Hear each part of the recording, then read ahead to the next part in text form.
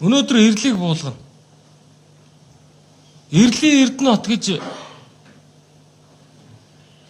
Монголын ард түмний одоо бүхэл боломжийг энэ насан туршдаа эдэж хэрэглэж эцсүүлд нь гадаадын казинод авчиж Монголын уул уурхайн бүх баялагийг устгасан ер нь бол гэмт хэрэгтэн. Стадион тойрсон газар Эрлийн Эрдэнэтийн зүүн дөрвөн замын тойрсон газар бүгд Эрдэнэтийн хотын өнтэй өнгөтэй бүх газрууд Эрлийн Эрдэнэт авсан. Өрөнгө аймгийн Уянга сумын газрыг Эрлийн Эрдэнэт сүйтгэсэн. Эрлийн Эрдэнэт сот хоёрыг асал авсан.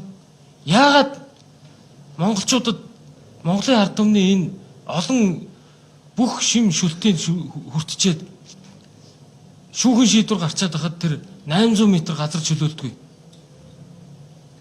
Баярсахан Мөнхбаатарын тэр юунаас найгаад байгаа. Өнөөдөр очиод тэр техниктэй очиж тэр юуг нь буулгах. Маргааш хэд би очиж шалгана.